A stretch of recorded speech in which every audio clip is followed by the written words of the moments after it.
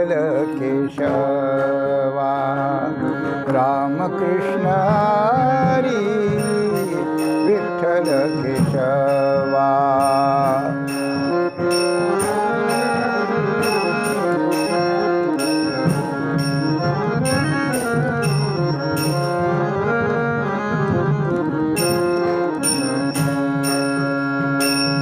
रामकृष्ण हरी विठ्ठल केशवा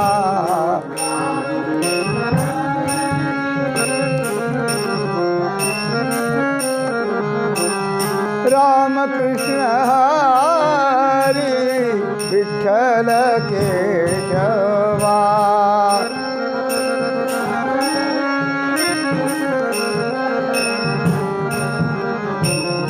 रामकृष्ण हरी विठ्ठल केशवा रामकृष्ण हरी विठ्ठल केशवा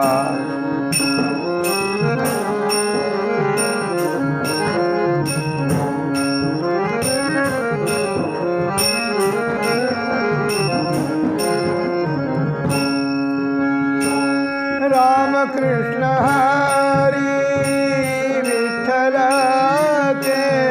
केशवा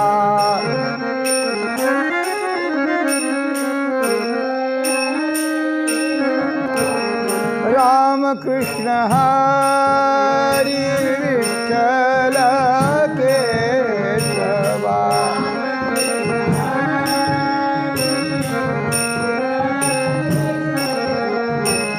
रामकृष्ण हरी विठ्ठल केशवा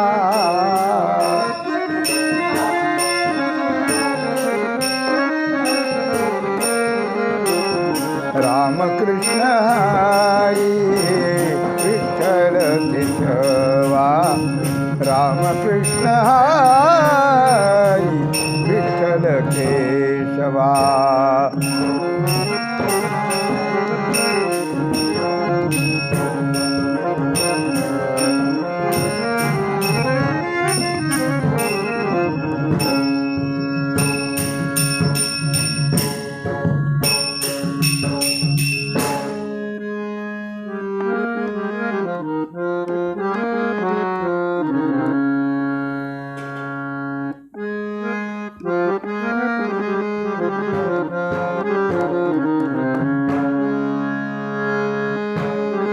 देह भाव आम्ही राहिलो ठेवूनी देह भाव आम्ही राहिलो ठेवूनी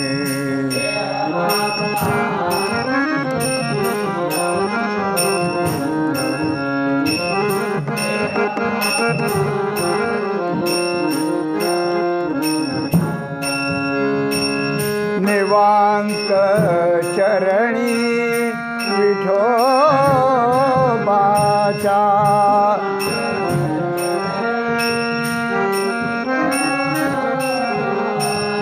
निवांत चरणी विठोबाच्या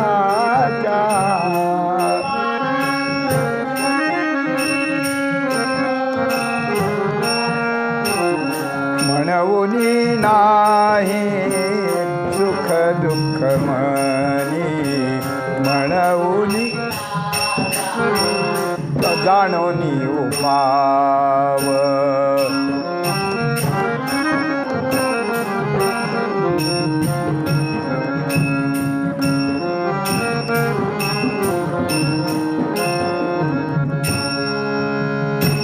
तोची पुढे देव करी तसे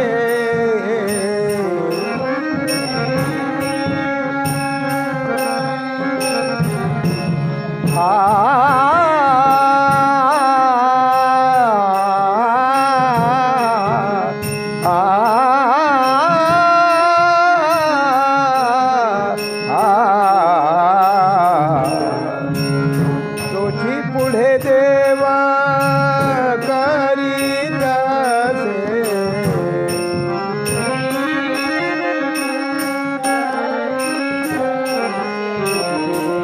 आमुच्या हिताचा जाणोनी उपाव आमुच्या हिताचा जाणोनी उपाव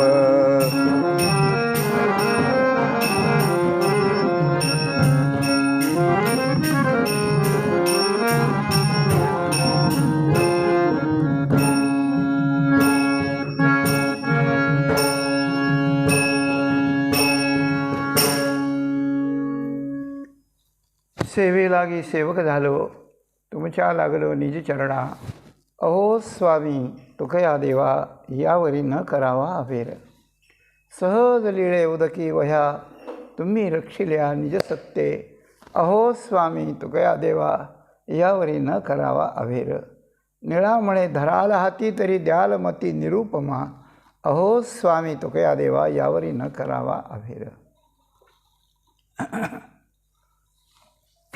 देहभाव आम्ही राहिलो ठेवूनी देहभाव आम्ही राहिलो ठेवूनी निवांत चरणी विठोबाच्या आमुच्या हिताचा जाणवनी उपाव तोची पुढे देव करीत असे म्हणवनी नाही सुखदुःख मनी म्हणवनी नाही सुख दुःख मनी ऐकिल्या कानी वचनांचे झालो मी निस्संग निवांत एकला झालो मी निस्संग निवांत एकला भारत्या विठ्ठला घालोनिया तुका म्हणे आम्ही ज्याचे तुका म्हणे झालो जयाचे अंकित तुका म्हणे झालो जयाचे अंकित तोजी माझे हित जाणत असे आमुच्या हिताचा जाणणे उपाव तोची पुढे देव करीत असे जगद्गुरू संत श्रेष्ठ श्री तुकाराम महाराजांच्या अभंगगाथेतील क्रमानं आलेला 836 क्रमांकाचा अभंग असून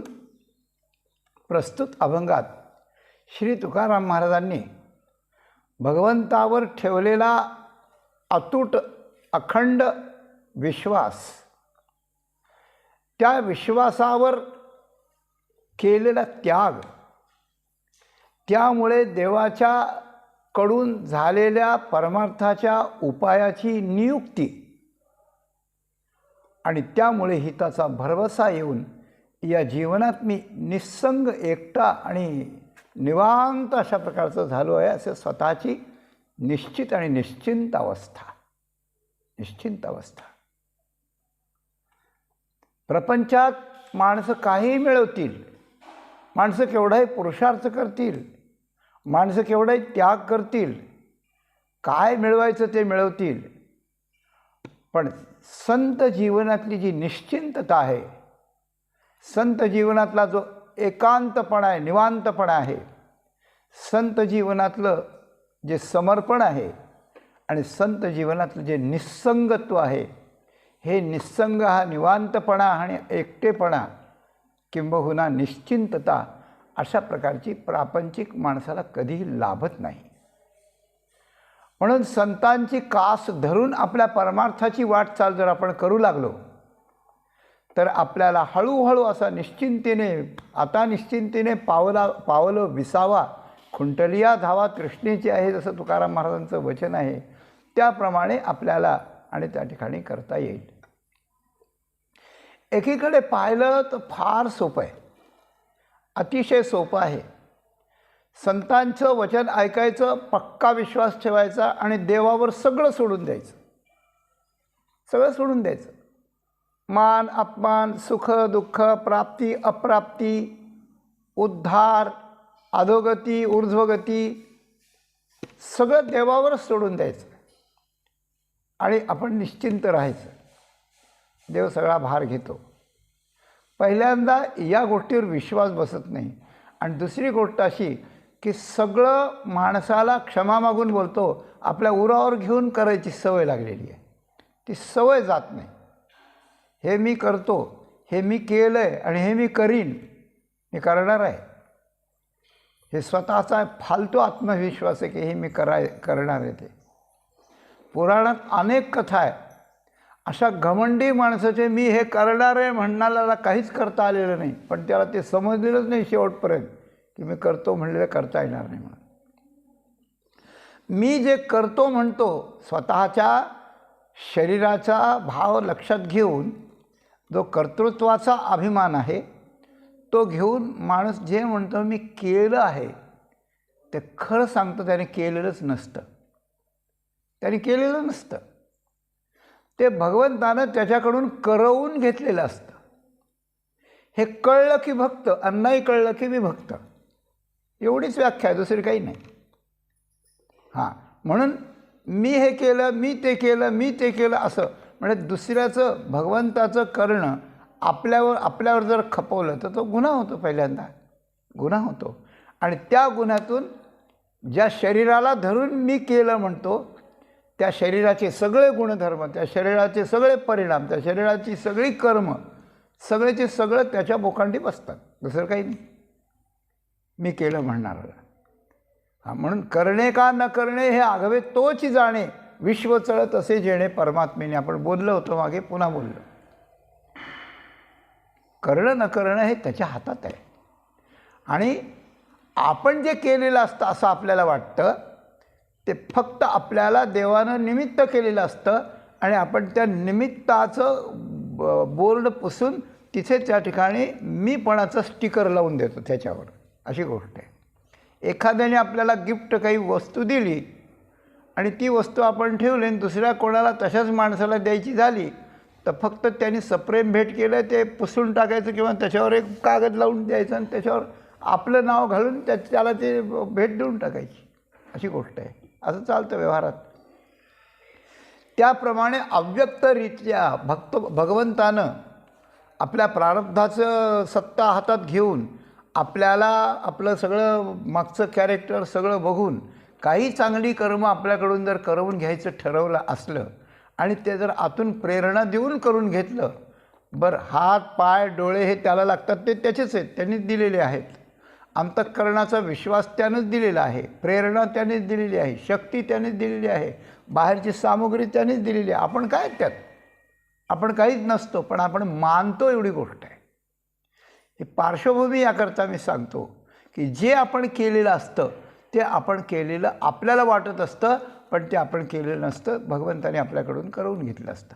आत्ता जे आपण करीत आहोत ते सुद्धा आपण करीत आहोत असं आपल्याला वाटतं. आता मला वाटतं मी बोलतो आहे म्हणून, अभंग म्हणतो आणि बोलतो, पण त्यातलं काय विसरायचं ते कुठं माझ्या हातात आहे. काहीतरी विसरून जातं मध्ये, चुकीचंच वाक्य पुढे येतं, अशी गोष्ट आहे. मग हे कोण करतं, हे कोणीतरी करवून घेत आहे माझ्याकडून, हे मी जाणलं पाहिजे, अशी गोष्ट आहे. म्हणून आपण करतो नाही, अशी गोष्ट आहे. हे जर करता करता एकदम जर सगळंच विसरलं तर मनुष्य काय करेल, उठून जाऊन झोपल्याशिवाय काहीच करणार नाही, अशी गोष्ट आहे. म्हणून अशा प्रकारे आपण करतो ते, आणि मी करणार आहे हाही अहंकार वृथा अशा प्रकारचा आहे.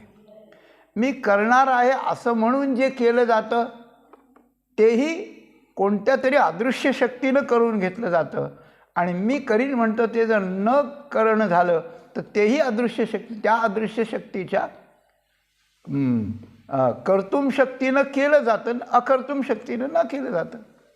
आपल्या हातात काही नाही, आपण आपलं कर्तव्य करीत राहावं आणि जे येईल ते पाहावं, बास. सुखदुःखे समे कृत्वा, काहीच न करी रे मना काहीची कल्पना चिंती या चरणा विठोबाच्या, अशी गोष्ट आहे. म्हणून संतांच्या वचनावर पक्का विश्वास ठेवून देवावर सर्वस्व सोडून देणं हे एकीकडून मी हे बोलत होतो की ते एकीकडून खूप सोपं आहे, पण एकीकडून आपल्याला सवय लागल्यामुळे, अहंकार पक्का झाल्यामुळे हे त्या ठिकाणी आपल्याला जमत नाही. काय, आणि तुकाराम महाराजांनी ते केलं. निश्चिंतता, निवांतता, एकटेपणा म्हणजे अनुकूल एकटेपणा आणि निस्संगता, या गोष्टी जर प्राप्त व्हायच्या असतील तर तुकाराम महाराजांनी या अभंगात पहिल्यांदा जे म्हटलं ते करावं. देहभाव आम्ही राहिलो ठेवून निवांत चरणी विठोबाच्या. आम्ही विठोबाच्या चरणावर देहभाव ठेवून निवांत राहिलो असा अन्वय. आमचा देहभाव विठोबाच्या चरणावर ठेवला म्हणजे काय केलं, म्हणजे एक केलं की पहिल्यांदा देह समर्पण केला. देह, इंद्रिय, मन, बुद्धी हे जे करायचे ते भगवंताकरता करायचे, हे भगवंताला समर्पण केलं. आता हे माझं राहिलं नाही, आता माझ्यासाठी या देहानं मी काहीच करणार नाही, आता करीन ते विठोबाच्या करता करीन. देहभाव, देह समर्पिचे देवा, भार काहीच न घ्यावा. म्हणून मी काही करणार नाही तर मी काही करीत नाही, हाही भाव त्याच्या मागे आहे. हे करतो ते सगळं देव करतो आणि मी करीत असलो तर देवा करता करतो. असं असल्यानं असा देहभाव जर आपण आपल्याकडं ठेवला तर याचे सगळे परिणाम आपल्याला भोगायला मिळतात. आणि देवाकडे दिलं तर देव त्याची व्यवस्था करतो. हे सरळ गणित आहे, अगदी व्यवहारातलंच गणित सरळ आहे, दुसरं काहीच नाही आहे. अशी गोष्ट, दुसरं काही नाही. अमुक ही चोरी कोणी केली? मी केली. कबूल झाला की अडकला, आणि केली असली तर अडकला.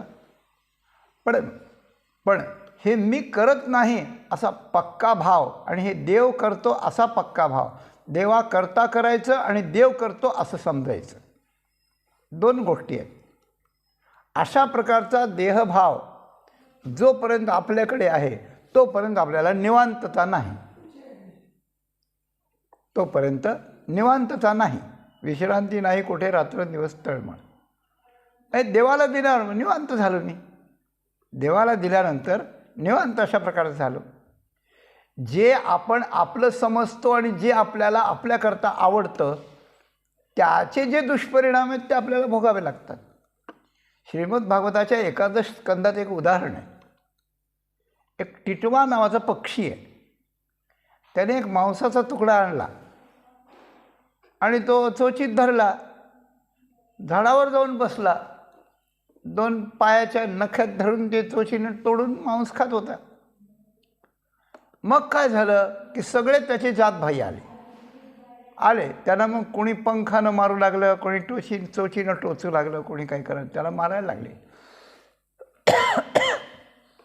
मग तो विचार करू लागला, यांचे माझे संबंध काही बिघडलेले नाही आहेत, यांना मी मुलगी दिली, यांची मुलगी मी केली, असं झालं आहे तसं झालं आहे, सोयऱ्याचे संबंध आहेत यांचे, यांना मी पाहतो ते मला पाहतो, चांगले एकमेकाला प्रतिसाद देतो आम्ही, आज हे बिघडले कसे एकटे एकदम.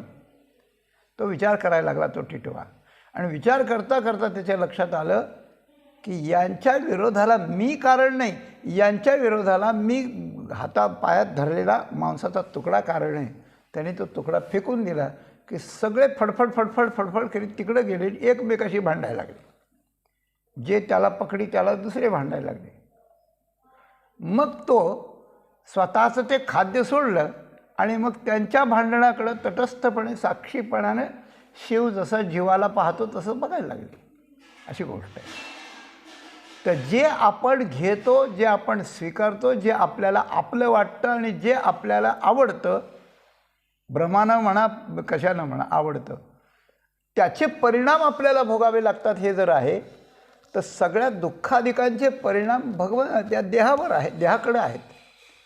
सगळी दुःखास सगळ्या आल दुःखाला कारण शरीरच आहे असं शास्त्रकार म्हणतात. असं जर आहे तर या देहाचा अभिमान घेऊन, अहंकार घेऊन मी सगळं हे जर माझ्यावर घेतो तर म्हणून मला सुखदुःख, म्हणून माझा निवांतपणा नाही आहे, तर आम्ही हे देवाला देऊन टाकलं. बरं, हे देवाला सोडून दुसऱ्याला कोणाला देता येत नाही. बरं, शरीर एक आपल्याकडे तरी ठेवायचं, नाही तर देवाला तरी द्यायचं, दुसऱ्याकडे नाही. म्हणायचंच झालं तर मग संतांची आंधळी दाशी झालो असं म्हणता येतं, ठीक आहे. बाकी कुणाला तिसऱ्याला काही देता येत नाही अशी गोष्ट आहे. तर देवाला देहभाव आम्ही त्या ठिकाणी देऊन टाकला आहे. देहभाव देणं ही गोष्ट एकीकडे सोपी आहे, पण एकीकडे सगळ्यात अवघड अशा प्रकारचं आहे. अहंकारासारखा शत्रू म्हणून त्याला तेथं आडवावया आले, ऐसे वैरी जे धोपटिले तया माझी पहिले देहाहंकार. देहाचा अहंकार हा पहिला शत्रू आहे. मग काम, क्रोध, मद, मत्सर ते त्याच्या अनुषंगानं येतात, त्याच्या अनुषंगानं अशा प्रकारचे येतात. तर त्याच्या अनुषंगाने येत असल्यामुळे आधी हा शत्रू, सेनापती मारला की बाकी सगळे पळून जातात. त्याप्रमाणे अहंकार गेला तो का म्हणे देव झाला. मग काम, क्रोध कशाला? काम आणि क्रोध हे सगळे देहाच्या संबंधाने येतात. देहाच्या अनुकूल काही वाटलं त्याचा काम इच्छा, प्रतिकूल वाटलं त्याचा क्रोध, लोभ अजून पाहिजे म्हणून वगैरे सगळे त्याच्या भोवती सर्कल फिरतं आहे. म्हणून हा प्रथम शत्रू आहे. आणि हा शत्रू देहभाव जर देवाला अर्पण केला तर देवाला अर्पण केला म्हणजे आपण त्याचा भार व्हायचा नाही बरं का. त्याला दुःख झालं तरी आपलं दुःख मानायचं नाही, ते शरीराला झालं, माझा त्याचा काही संबंध नाही. सुख झालं तरी शरीराला झालं. चांगलं केलं त्याने केलं, वाईट केलं त्याने केलं. मग आपल्याला या विरोधात काही उदाहरणं सांगितले होते, परत सांगत नाही. म्हणून देहाचा शरीराचा जो भाव आहे तो त्या ठिकाणी देवाला देऊन टाकला आम्ही आणि आम्ही निवांत अशा प्रकारचं झालो. मग भगवंताला हा आपण दिलेला देहभाव आवडतं का? हो आवडतो, त्याला आवडतो. आपला देहभाव त्याला द्यायचा आहे म्हणजे एकीकडून तो देहभाव विरला पाहिजे, आपला विरला पाहिजे. आणि देवाला दिल्यानं देवाला आनंद झाला पाहिजे. काय लक्षात घ्या, देवाला देहभाव दिला की देवाला आनंद झाला पाहिजे. आणि आपण दिला देवाला की आपला गेला पाहिजे. देवाला देऊन आपल्याजवळ राहायला शिल्लक तर उपयोग काय त्याचा, मग पुन्हा दुःख आहेच. म्हणून आपला विरला पाहिजे अशी गोष्ट आहे. आणि म्हणून अशा प्रकारचा देहभाव विरून जावा असं साधन आपल्याला करता आलं पाहिजे, साधन करता आलं पाहिजे. तर आपला देहभाव विरतो, जे देहभाव जेणे विरे ते साधन दिधले पुरे, बाप रखुमा देवी वरे विठ्ठलू रे विठ्ठलू रे विठ्ठलू रे. हां, बाप रखुमा देवी विठ्ठलाने विठ्ठलू हे नाम साधन दिलं की ज्याच्यामुळं देहभाव विरून जातो. तर देहभाव देवाला अशा प्रकारचं नामस्मरण करून त्या ठिकाणी देऊन टाकला म्हणजे विरला एक आपल्याकडे. बरं, देवाला तो आवडतो, देव घेतो का तो, का देव नाराज होतो असं जर म्हटलं तर देवाचं एक लक्षण आहे, देवाला देहभाव फार आवडतो म्हणे. पढिये देहभाव पुरवी वासना अंती ते आपणा. देवाला देहभाव आवडतो. मग तो काय करतो, ज्यांनी दिला आहे त्याची पढिये देहभाव पुरवी त्याची वासना पूर्ण करतो, तो स्वीकार करतो त्या देहभावाचा आणि अंती शेवटी आपल्याजवळ त्याला घेऊन जातो. याचा दोन प्रकारानं चिंतन करता येतं की देवाला देहभाव दिलेला आवडतो. देहभाव म्हणजे काय, आगाव उपजणे मरणे जे साचेची जे काम मानणे ते जीवलोक मी म्हणे संसार व्हाल. संसार देहभाव म्हणजे संसार, देहाधिक संसारे मांडलेसे जे गुंफिरे असं म्हटलं. तर देहाधिक संसार, देहाला मी म्हणणं हा संसार. आणि हा संसार जर अशा प्रकारचा असेल तर हा संसार ज्यांनी सोडला आहे किंवा देवाला दिला आहे तो देवाला आवडतो, तो देवाला अशा प्रकारचा आवडतो. सोडीला संसार माया तयावरी फार असं तुकाराम महाराजांनी म्हटलं आहे, तो देवाला आवडतो. आणि म्हणून पढिये देहभाव याचं दोन प्रकारानं चिंतन असं करता येतं की भगवंताला भक्तासाठी शरीर धारण करायला आवडतं, भक्तासाठी आवडतं. हां, तयाचेनी मज रूपा येणे, तयाचेनी मज येथे असणे, तया लोण की जे जीवे प्राणे ऐसा पढिये. तो इतका आवडतो मला की त्याच्यासाठी मला रूपाला येणं आणि त्याच्याजवळ त्या ठिकाणी असणं हे मला तो आवडत असल्यामुळे आवडतं. तो पहावा आहे डोळे म्हणून अचक्षुषी मज डोळे, हातीचेनी लीला कमळे पूजू तयाचे पूजू तयाचे. ज्ञानेश्वरीच्या 12व्या अध्यायाच्या उपसंहारात हे सगळं वर्णन भगवंताने केलं. आपण मुळात पहा भगवंताची निजी आवड काय येते, तर त्याला भक्त आवडतो. आणि भक्त आवडण्याकरताच तर तो शरीराला येतो, तो शरीराला त्याच्याकरता येतो अशी गोष्ट आहे. भगवद्गीतेत भगवंतानं 3 उद्देश सांगितले आहेत ना, आपल्याला ठाऊक आहे. परित्राणाय साधूनां विनाशाय च दुष्कृतां धर्मसंस्थापनार्थाय संभवामी युगे युगे. तर साधूचं परित्राण, दैत्यांचा नाश अधर्म करतात म्हणून करावा लागतो. धर्माचं प्रसारण संसारी माणसाला आदर्श व्हावा म्हणून करावं लागतो. साधूंचं परित्राण काय करावं लागतं, दैत्याला नाशणं, दैत्य साधूला त्रास देतात म्हणून नाशणं हा भाग आहे, पण तो गौण आहे. खरे जे संत असतात त्यांना काही नसतं, त्यांना देहाचा भावच नसतो, त्यांना दैत्य काहीच करू शकत नाहीत, अशी गोष्ट आहे. पण भागवताच्या प्रथम स्कंदात कुंतीनं स्तुती करताना म्हणण्याप्रमाणे की तो यापैकी कशाकरता मुख्यत्वानं येत असते की जे निर्मल अंतःकरणाचे महापुरुष आहेत, की ज्यांना तुझ्या भेटीची इच्छा आहे, त्याच्यासाठी ते तप जप करतायत, तर त्यांचं दर्शन घेण्याकरता त्यांना दर्शन देण्याकरता तू अवतार घेऊन येतोस. याचा अर्थ असा की भगवंताला भक्तांना भेट देण्याकरता, त्यांचं परित्राण करण्याकरता, त्यांची संकटं दूर करण्याकरता ते जर साधक अवस्थेत असतील तर, आणि याच्याकरता भगवंताला शरीराचा भाव आवडतो की मी एक मानव होऊन येतो. ते वेळी आपुलियाचे कैवारे मी साकार होऊन अवतरे, मग अज्ञानाचे अंधारे गिळून घाली अधर्माची अवधी तोडी. ते सगळं बघा आपण याच्या श्लोकावरचं. तर भगवंताला शरीर घ्यायला भक्ताकरता आवडतं म्हणून पडिये देहभाव, आणि एखाद्या भक्तानं त्याला देहभाव जर समर्पण केला या अभंगातल्या पहिल्या चरणाच्या वर्णनाप्रमाणे, तर तोही त्याला अशा प्रकारचा आवडतो. तो त्याचा देहभाव त्या ठिकाणी स्वीकारतो, आणि मग तो म्हणतो येर तनु मनु प्राणी जे अनुसरले माझे, तरी तयाची चिंतवणी मजची पडली. तेणे जे जे करावे ते मजची पडिले स्वभावे, असं म्हटलं. तर त्याला जे करायचं ते मलाच पडलेलं असतं, मीच त्याच्या रूपानं ते त्या ठिकाणी करीत असतो, असं भगवान म्हणतात. म्हणून असा देहभाव भगवंताला समर्पण करावा.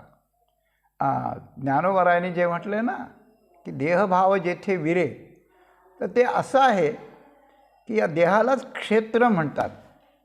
येण्याची क्षेत्राभिमाने राज्य त्यजिली ईशाने, गुंती जाणूनी स्मशाने वास केला. बरं का, या क्षेत्राभिमान म्हणजे देहाभिमान मला बाधा करील म्हणून शंकर भगवान लोकांच्यामध्ये नाही राहिले, ते स्मशानात जाऊन राहिले की हा देहभाव आपला नाहीसा झाला पाहिजे.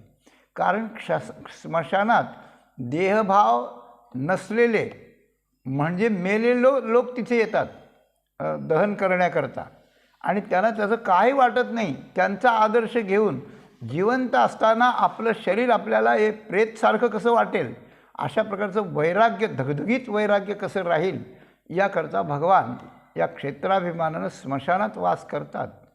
आणि त्या भगवंताचं नाम घेऊन मला हे विठ्ठल साधन मिळालं, असे ज्ञानेश्वर माऊली म्हणतात. म्हणजे भगवान महादेवांचा आदर्श आपला देहभाव नाहीसा होण्याकरता किंवा किमान शिथिल होण्यासाठी तरी करावं, आणि भगवंताला तो समर्पण अशा प्रकारचा करावा. असा देहभाव आम्ही विठ्ठलाच्या चरणी समर्पण करून आम्ही निवांत राहिलो आहोत, अशी गोष्ट आहे.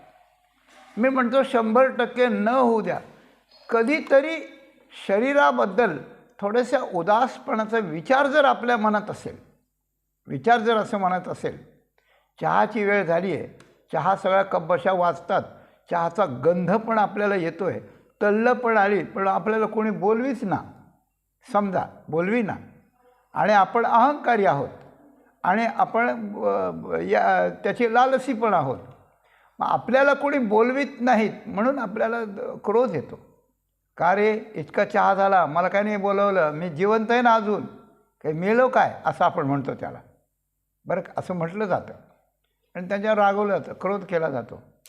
अगोदर काम म्हणजे चहा पाहिजे म्हणून, वेळेला झाला नाही, आला नाही, कोणी बोलावलं नाही म्हणून क्रोध अशा प्रकारचा येतो. आणि काम क्रोध येऊन ज्यांनी चहा पिले त्यांचाही आपण अंगी लागू देत नाहीत त्यांना. बरं, अंगी लागू देत नाही. मग आपण इकडून बोललं की तिकडे रडापडी सुरू जर झाली तर काय अंगी लागला तो चहा, म्हणजे आपल्याला त्यांनी दिला नाही म्हणून त्यांना आपण अंगी लागू दिला नाही.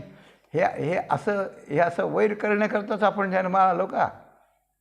अरे शरीर आहे, हे शरीर नाशवानच आहे, घेतला काय नाही दिला काय, परत करता येईल, नाही तर काय होईल ते होईल. पण आपण रागवायचं नाही, असा जर विचार आपल्या मनात त्यावेळेला आला तर एखाद्या वेळेस त्या तिकडच्या लोकांनाच वाटतं की अरे आपण यांना विसरलो, आणि तेच म्हणतात क्षमा करा बरं का, मी विसरलो, तुम्हाला आता करून देतो, अशी गोष्ट होऊ शकते. याचा अर्थ असा की आपण देहभाव आपल्याकडे ठेवून त्याला हे कमी झालं, त्याला ते कमी झालं, त्याला ते असं करीत दुसऱ्याला त्रास देऊन दुसऱ्याकडून त्रास घेण्यापेक्षा आपण जर निवांत झालो, निवांत त्या ठिकाणी झालो, एखादी गोष्ट आपल्याला नाही मिळाली पण आपल्या मनात जर आपण गडबड होऊ दिली नाही, तर त्या एखाद्या वेळेस थोड्याफार न मिळाल्या गोष्टीमुळे शरीरात काही एकदम हालचाल सुरू होत नाही, एकदम काही उत्पात होत नाही, पण त्यामुळे मनाची जी गडबड होते त्या मनाच्या गडबडीतून पुढं काय काय होईल याची काही गॅरंटी नसते. काही पण होऊ शकतं, काही पण होऊ शकतं. तर शरीरासाठी आपण जर निवांत राहायचं ठरवलं तर आपल्या मनानं आपल्याला निवांत राहता येतं. असा देहभाव थोडा थोडा कमी करण्याचा सुद्धा उपाय आहे. देवाला देणं तर थोडं लांब आहे अजून, पण थोडंफार कमी करता येतं अशी गोष्ट आहे. आणि असा साधना, इकडे साधना केल्याशिवाय तो कमी करायचा उपाय सापडत नाही, आणि कमी करीत गेल्याशिवाय हळूहळू निवांतपणा कसा असतो त्याचा अनुभव येत नाही. आणि हा अभ्यास जर करीत गेला आणि त्याचा शेवट देवाला समर्पण करून, देहभाव समर्पण करून आपण जर एकदम निवांत होऊ शकतो, हा तुकाराम महाराजांचा शेवटचा कळसाचा अनुभव आहे अशी गोष्ट आहे. मग आपण देहभाव देवाला दिल्यानंतर आपल्याला निवांत कसं राहता येतं असं जर आपण विचार केला तर तुकाराम महाराजांना विचारलं तर तुकाराम महाराज म्हणाले की आम्हाला त्यातून एक अनुभव आला की जसे जसे आम्ही देहभाव देवाला देऊन फक्त देवाचं चिंतन करायचं, बाकी काहीच करायचं नाही, स्वतःचा काही विचारच करायचा नाही अशी गोष्ट आहे. व्यवहारातली माणसं परमार्थात अनभिज्ञ असतात. आपण असं जरी म्हणत असलो तरी ज्याला स्वतःच्या देहाचं काहीच नाही, जो दुसऱ्याकरताच सगळं करतो किंवा देवाकरता करतो, त्याचीच प्रतिष्ठा लोकात होते, त्याच्याच लोक पाया पडतात. जाणते लोक त्यालाच आपला गुरु करतात अशी गोष्ट आहे. स्वतःच्या स्वार्थाकरता हे मला पाहिजे, ते मला पाहिजे असं माणूस कोणालाच आवडत नाही जगात अशी गोष्ट आहे. देवाची तीच रीत आहे, दुसरी काय आहे, दुसरी काही नाही आहे. मग काय होतं की मग आपल्याला जर खाण्यापिण्याकरता, व्यवहाराकरता, सन्मानाकरता आपण आपल्याकरता काही जर न करू लागलो तर आपल्याला देवाच्या प्राप्तीकरता साधन नावाची गोष्ट दुसरी करावी लागत नाही. कारण व्यवहारातलं घेण्यादेण्याचं सुखदुःख जर आपण भगवंतावर सोडलं आणि देहभाव जर सोडला तर आपल्याला साधनाची जबाबदारी होत नाही, ते साधनातही त्या देवच सगळं करतो. हे तुकाराम महाराज म्हणतात, आमुच्या हिताचा जाणूनी उपाव तोची पुढे देव करीत असे. एक अनुभव येतो असा आपल्याला की आपण देवावर सोडून द्यायचं, प्रामाणिकपणे जे आहे ते आपलं करीत राहायचं, कर्तव्य म्हणून करीत राहायचं आणि देवाला देऊन टाकायचं, देव करतो म्हणायचं आणि त्याच्यापासून काही इच्छा करायची नाही. असं जर आपण करीत गेलो तर आपल्याला आपली साधना म्हणून आता काय केली पाहिजे, म्हणजे मी देवाच्या जवळ जाईल हे चिंता करायची गरज नाही.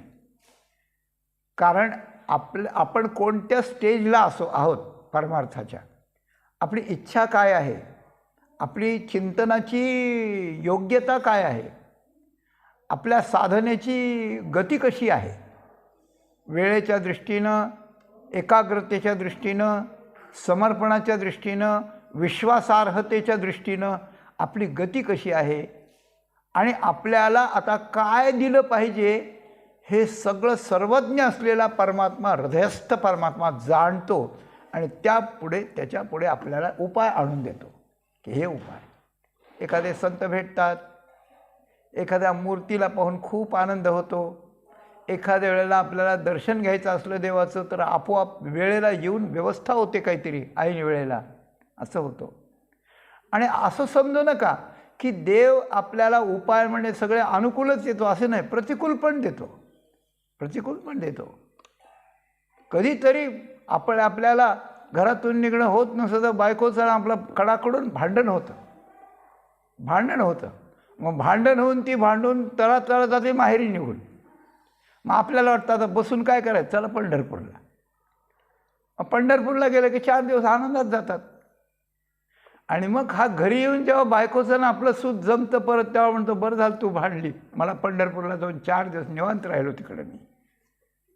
मग ती म्हणजे बरं आहे, मग असंच भांडत जाईल रोज. मग विनोदाचा भाग सोडा, पण जीवनात ज्या ज्या प्रतिकूल गोष्टी येतात एखाद्या इंद्रियांची प्रतिकूलता असेल, घरातल्या माणसांची नातेवाईकाची, बायका मुलांची कोणाची प्रतिकूलता असेल, शेजाऱ्याची प्रतिकूलता असेल, कुणाची असेल, अशा प्रकारचं एखादा रोग असेल मी म्हणतो, काही हरकत नाही. रोग नसताना जर भगवंताकडे चित्त लागत नसतं आणि रोगाने व्याकुळ होऊन जर त्या ठिकाणी भगवंताला जर आळवलं गेलं तर तो रोगच आपला गुरु होतो. काय सांगावं.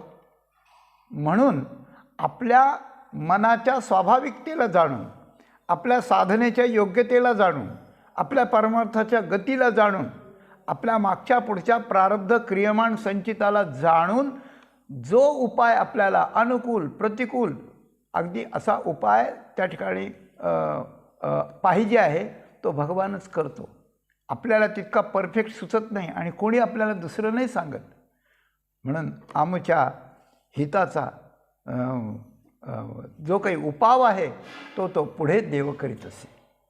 तो पुढे त्याच्या पुढे देव तो उपाय आणून ठेवतो, त्याच्या पुढे तो आणून ठेवतो, याच्या पुढे हे, याच्या पुढे हे, असं त्या ठिकाणी करतो.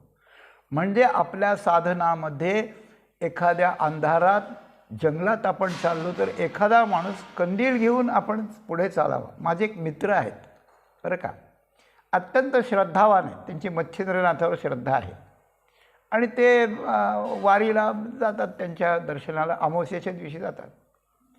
एका अमावस्येला निघाले, कोणी बरोबर नव्हतं, एक नवीन मुलगा बरोबर घेतला आणि नवीन मुलगा बरोबर घेतल्यावर ते निघाले. पण निघाल्यानंतर गवत खूप वाढलं होतं, पाऊस पडून गेला होता आणि ते रस्ता चुकल्यानंतर दुसरीकडेच गेले, पार एखाद्या नदीत गेले पार.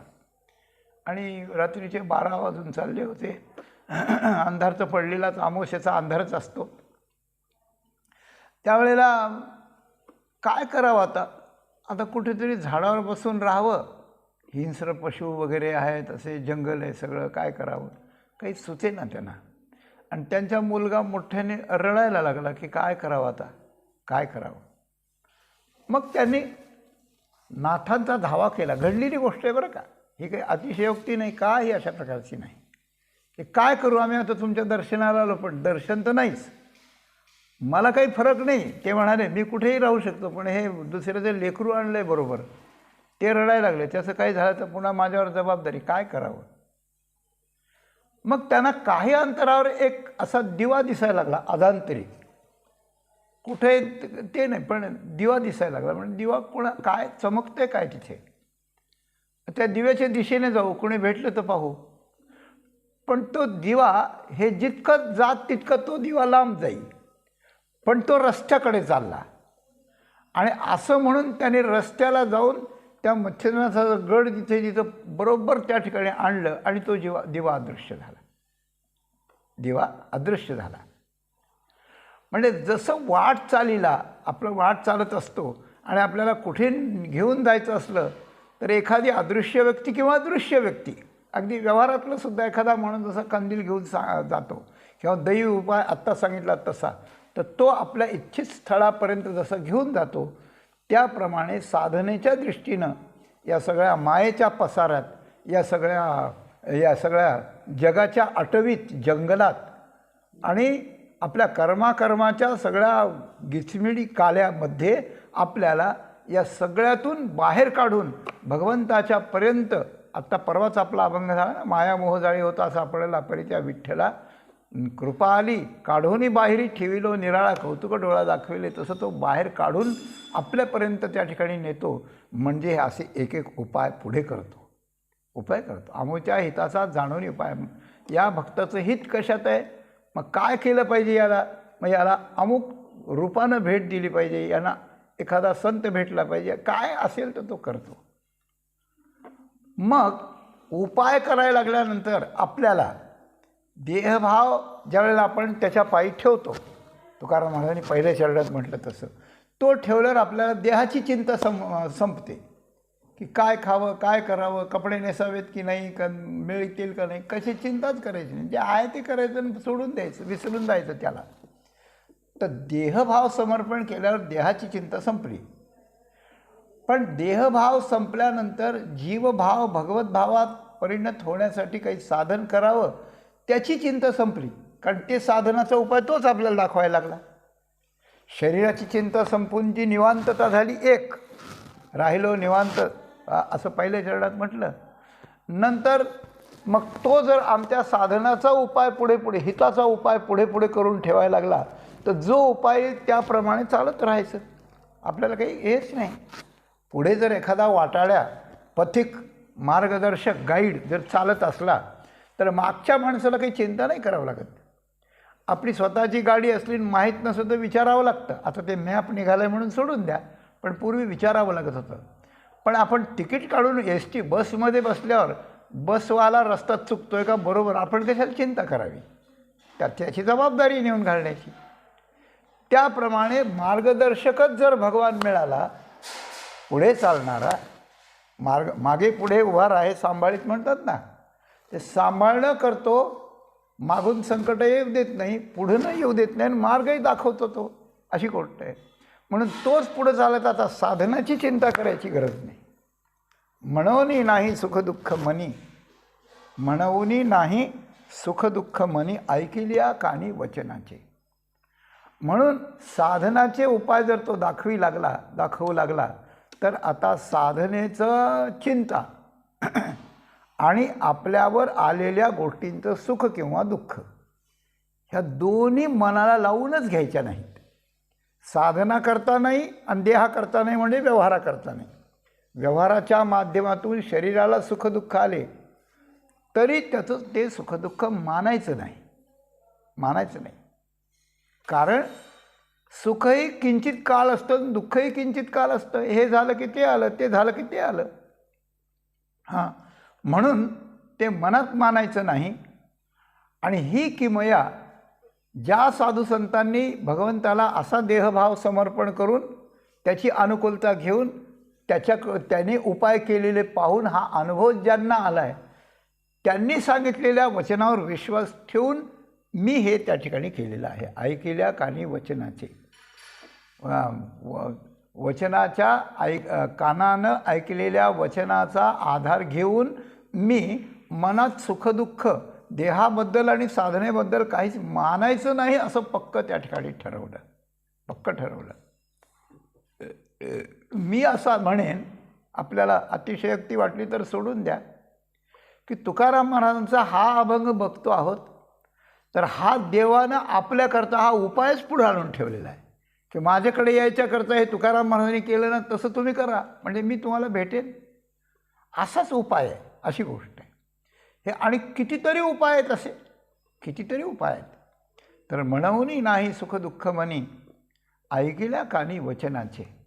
संतांची वचनं ऐकून त्याप्रमाणे त्यांच्यावर विश्वास ठेवून भगवंताला देहभाव समर्पण करून देहाच्या सुखदुःखाचा विचार सोडून निवांत बनून आणि आपल्या साधनांचाही उपाय तोच करतोय हे परत जाणून साधनाबद्दल आणि देहाबद्दल कशाचीही काळजी चिंता करायची नाही, अशी निश्चिंत अवस्था आहे.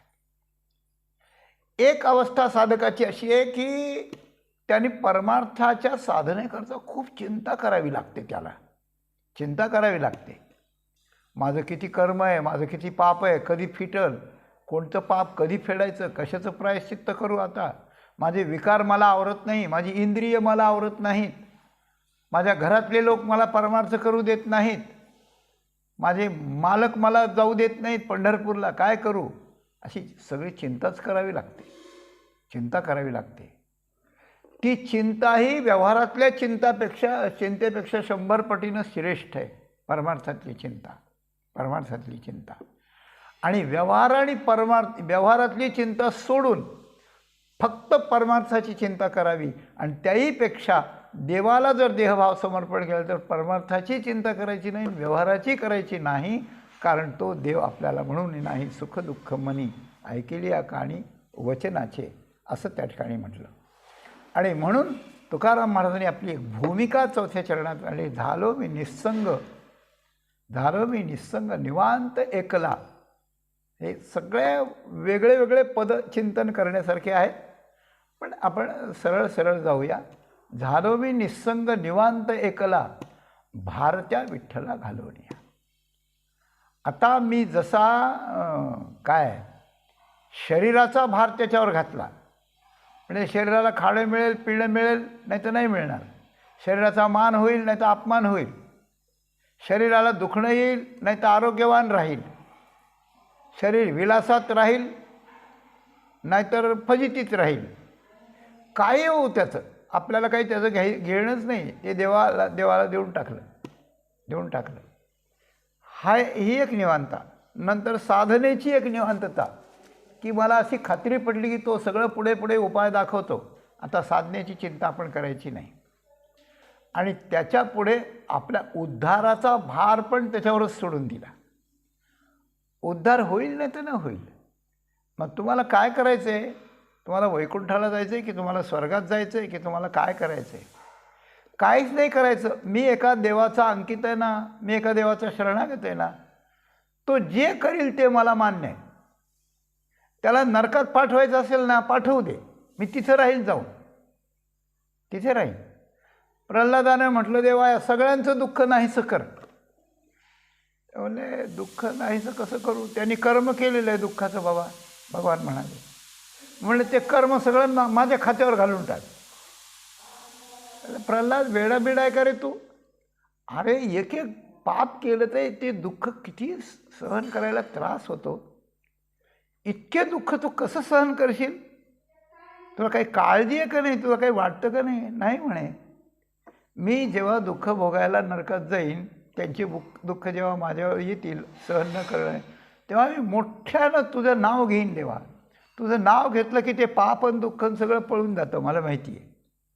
मला काही काळजी करण्याचं कामच नाही, अशी गोष्ट आहे. म्हणून देहाधिक संसाराचा भार, त्याच्यानंतर साधक अवस्थेतला साधनेचा भार आणि उद्धाराचा भार त्याच्यावर त्या ठिकाणी टाकला. आणि मी व्यवहाराच्या उपाधीतून तर निस्संग झालो, पण माझ्या वृत्तीनं पण कशाची चिंता न करण्याची. वृत्तीला एक परमात्मा सोडून दुसरा विषयच द्यायचा नाही, याप्रमाणे मी निस्संग झालो. मी कोणाचा संग करत नाही, असं गोष्ट आहे. संग म्हणजे आपल्या व्यतिरिक्त कशाची आठवण करणे, हा संग आहे बरं का. हां, काय ध्यायतो विषयान पुंसः संगस्तेषु उपजायते. विषयाचं ध्यान केलं की विषयाचा संग होतो. म्हणजे त्या विषयाच्या संगतीची आपण भावना किंवा कल्पना केली जाते, तो संग आहे. म्हणजे त्या विषयाच्या भोगाची, संबंधाची आणि त्या विषयाच्या आकाराची वृत्ती तयार होते अंतःकरणात. तीच वृत्ती होऊ द्यायची नाही, अशी गोष्ट. ती वृत्ती होऊ द्यायची, त्याला निस्संग म्हणतात. आणि असं निस्संग झाल्याशिवाय परमात्मा मिळत नाही. मराठी भाषेत निस्संग शब्दाचा असा दुसरा अर्थ वापरला जातो की निस्संग म्हणजे काय धर्म बिगर्म काही कळत नाही, ही बाई निस्संग झाली, आता काही तिला लाज अब्रू काहीच राहिली नाही. आता साधणी झाले मी निस्संग, विकल्प नवऱ्याचा सोडी याला संग. व्यवहारातल्या नवऱ्याचा संग सोडला तर व्यवहारातली निस्संगता, आणि विकल्प नवऱ्याचा सोडलं तर परमार्थातली निस्संगता. अशी निस्संग झाल्याशिवाय, म्हणून महाराजांनी म्हटलं काय, न करी रे संग राहे रे निश्चळ, लागो निधी मळ ममतेचा. ममतेचा मळ लागू देऊ नको, मनाला चंचल होऊ देऊ नको, म्हणजे अशा विषयाधिकांच्या वृत्तीत तयार होऊ देऊ नको. आणि सगळा संग सोडून दे. शरीराचा पण, सूक्ष्म शरीराचा पण, कारण शरीराचा पण, सगळा संग अगदी जसा धुतलेला स्वच्छ तांदूळ अशा प्रकारचा असतो. ऐशी धुवोनी कर्मे द्यावी माझ्या हाती, असं निस्संग अशा प्रकारचं हो. म्हणून मी निस्संग झालो मी निस्संग निवांत एकला का. हां, तसं निवांत झालो.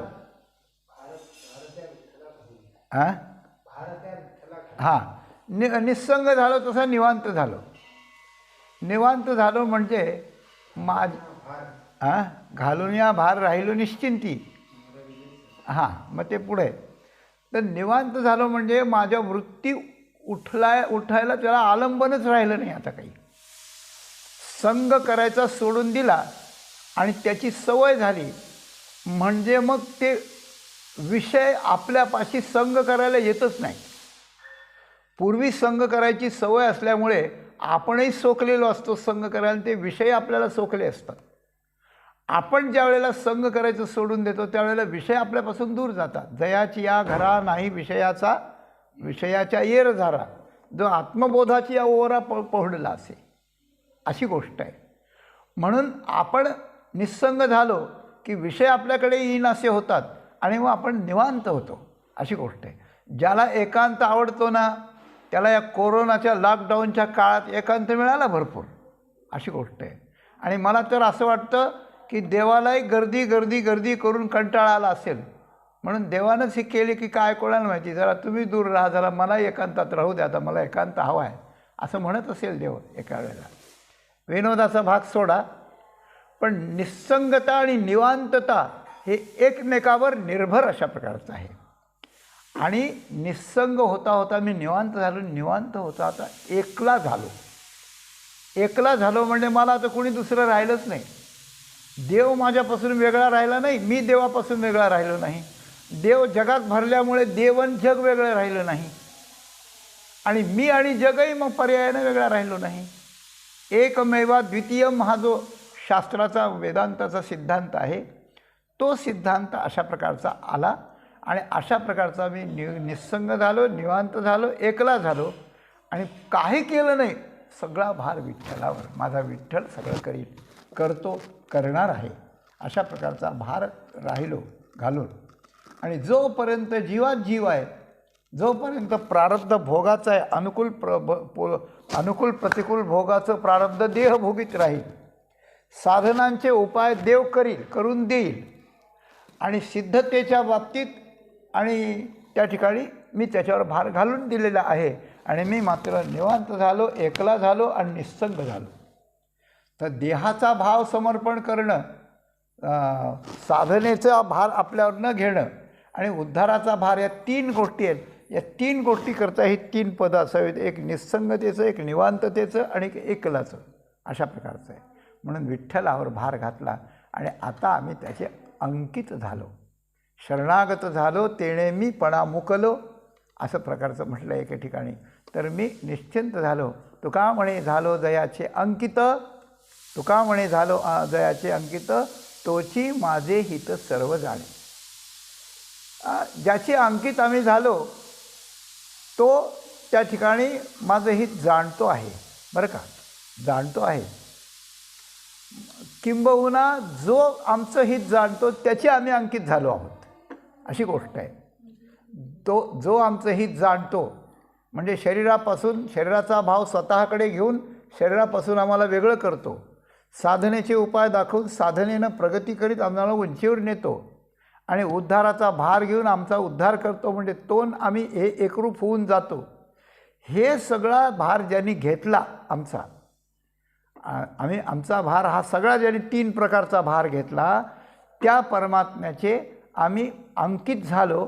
म्हणजे ज्यानं आमचं हित जाणलं त्याचे आम्ही अंकित झालो असाही व्यवहार होतो आणि आम्ही ज्याचे अंकित झालो आहोत ना तो आमचं हित सर्व जाणतो आहे असा व्यवहार होतो, अशी गोष्ट आहे. आपल्या साधनाच्या दृष्टीनं जो आमचं जाणतो त्याचे आम्ही अंकित झालो, जाणून की हाच जाणतो, याला दुसऱ्याला आपण नाही द्यायचं सगळं आता. आणि दुसऱ्याला सांगण्याच्या बाबतीत कोणाचं अंकित व्हावं, तर ज्याने आमचा भार घेतला त्याचे आम्ही अंकित झालो, असं दोन्ही प्रकारचा व्यवहार होतो. तर एक गोष्ट अशा प्रकारची आहे, एखादं लहान बाळ किती जंगलात चाललं असलं आणि किती काही असलं तरी त्या आईच्या खांद्यावर मान टाकून निश्चिंत असतं, निश्चिंत असतं. एक जहाज चाललं होतं, जहाज, बरं का, एवढंच सांगतो, वेळ झाली असेल आता. जहाज चाललं होतं तर त्याच्यावर तो मुख्य कप्तान होता, चालवणारा जो कप्तान म्हणतात त्याला, तो होता मुख्य, वरच्या डेकवर बसला होता, तो जहाज चालवीत होता.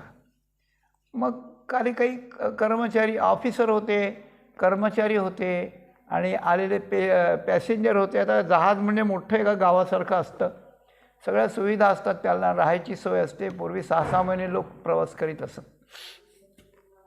त्या जहाजावर लोक प्रवास करीत होते. आणि समुद्राच्या मध्यभागी ते आलं आणि चक्रीवादळ सुरू झालं. त्या जहाजात काही बिघाड झाल्याचं लक्षात आलं आणि जहाज असं हेलकावे खायला लागलं. हेलकावे खायला लागल्यानंतर मग काय आता सगळे हवालदिल झाले.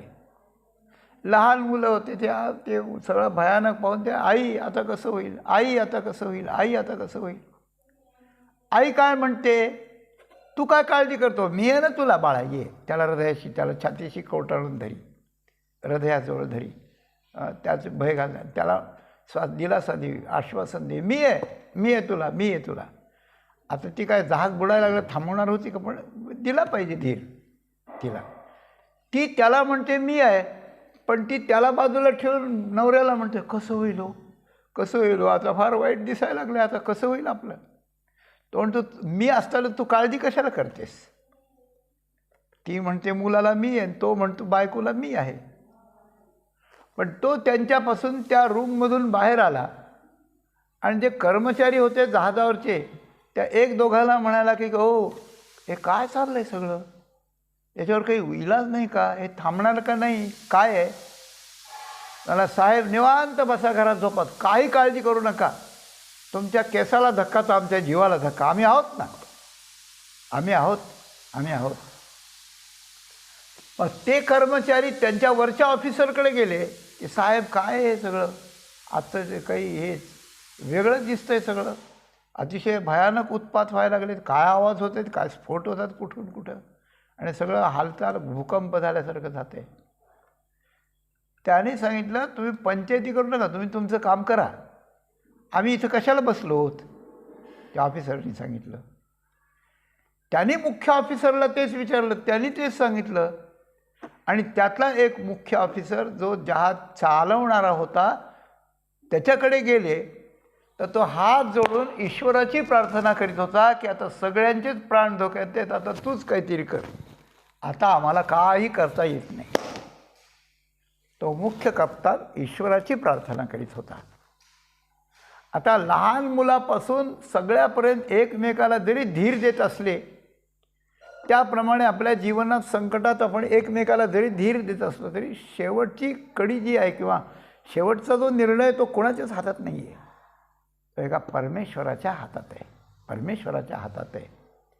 आणि ज्याप्रमाणे मी आत्ता बोललो की आईच्या मानेवर, आईच्या खांद्यावर मान टाकून मुलगा जसा तिच्या आश्वासनानं निश्चिंत होतो, त्याप्रमाणे आपणही जर दुसऱ्या कोणावर मान टाकून निश्चिंत होण्याकरता पेक्षा जर आपला देहभाव, आपल्या सुखदुःखाची बाजी, साधनेतला प्रकार, त्याच्यानंतर सिद्धांताचा प्रकार, हा सगळा भार त्याच्यावर घालून जर आपण निश्चिंत होऊन राहिलो, काय आता तुझं कळेल ते करी, तारीशी तरी तारी मारी, जवळी अथवा दुरी धरी, घाली संसारी अथवा नको, अशा प्रकारचे त्याच्या खांद्यावर मान टाकून जर आम्ही निश्चिंत राहिलो, म्हणजे खरे शरणागत झालो, अंकित झालो, भार घालून राहिलो, देहभाव सोडून राहिलो, सुखदुःखाची चिंता सोडून त्या ठिकाणी राहिलो त्याच्याकरता, तर या शरणागतीतून मनुष्याचं पूर्ण कल्याण होईपर्यंत त्याला काहीही करावं लागत नाही. भगवान त्याला काटा मोडू देत नाही, त्याला दुःख लागू देत नाही, त्याचा उद्धार अडू देत नाही. मनुष्याचा उद्धार अशा प्रकारचा होतो. जगद्गुरू तुकाराम महाराजांनी नाना प्रकारचे कष्ट सोसले, नाना प्रकारचे अपमान सहन केले, नाना प्रकारच्या अवस्थेतून ते गेले. त्यांच्या एकेका अभंगातून त्यांची असलेली निरनिराळी अवस्था आपल्या पुढे अनंत विषय आहेत. तेव्हा ते सगळं सहन केलं, तर या एका बेसवर केलं की आता सगळं मी देवाला समर्पण केलं, काय करायचं ते तो कर, काही करतो अशी गोष्ट आहे. नरकात पाठव, स्वर्गात पाठव, देव उद्धार कर, काही कर, इथं मृत्यूलोकात ठेव, काही कर, अशी गोष्ट आहे. अशा प्रकारचं जर केलं तर मनुष्याला निवांतपणा मिळतो. एकांतपणा, एकला म्हणजे एकांत, निवांतता, निस्संगता अशा प्रकारची मिळते. आणि या निस्संगता, निवांतन, एकला याच्या व्याख्या व्यवहारातल्या वेगळ्या वेगळ्या आहेत. थोड्या वेळ एकांतात माणूस राहतो, थोड्या वेळ झोपून राहतो, काही सतत थोडा राहतो. पण ही अखंड निवांतता आणि एकटेपण जे त्या ठिकाणी आहे, एकी एकटाची असं, तर ते परमार्थात भगवंताच्या कृपेनं होतं. आणि ती कृपा पूर्ण प्राप्त करायला अनन्य शरणागती करावी लागते, सगळं त्याला समर्पण करावं लागतं. त्यामुळे ही एकांतता त्या ठिकाणी प्राप्त होते. अशी एकांतता प्राप्त करण्याकरता शरणागतीचे काही पैलू तुकाराम महाराजांनी आपल्यापुढे मांडले आहेत. तर या पैलूंचा आपण विचार करावा, चिंतन करावं आणि त्याप्रमाणे आपल्या साधनेला दिशा देऊन, आपल्या देहभावाच्या विचाराला वेगळी दिशा देऊन, आपण भार जो आपण घेतो त्या भाराला वेगळी दिशा देऊन ते भगवंताला समर्पण करून अशा प्रकारानं आपली साधना पूर्ण करून आपली जीवनयात्रा सफल करावी. हा तुकाराम महाराजांचा संदेश यथामती यथावकाश आपल्या सज्जनांच्या चरणी समर्पण करून, झालेली सेवा माऊलींच्या चरणी आणि प्रभूंच्या चरणी समर्पण करून इथेच आपण या आणि याला पूर्ण विराम देऊ. धन्यवाद.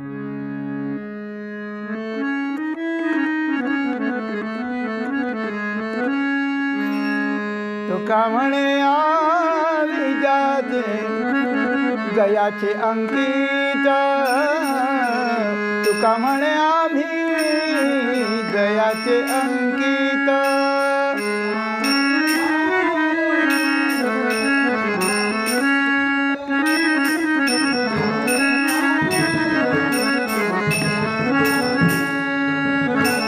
तुका म्हणे झालो गयाचे अंकित, तुका म्हणे झालो गयाचे अंकित,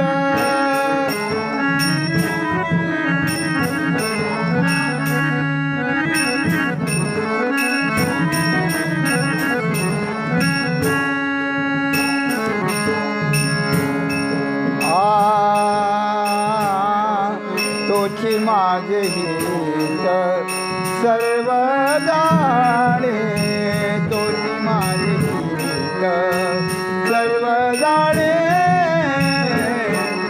आमुच्या हिताचा जाणून उपाव, आमुच्या हिताचा जाणून उपाव,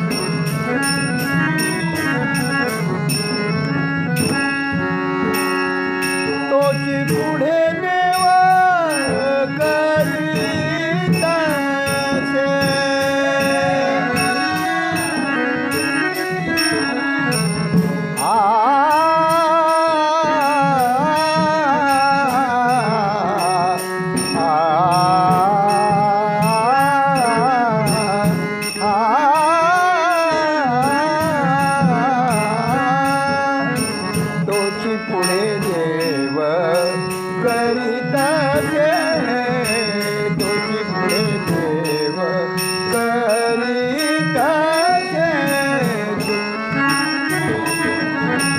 जाणून उपाव आमुच्या हिताचा जाणून उपाव. तुकाराम तुकाराम तुकाराम तुकाराम तुकाराम तुकाराम तुकाराम.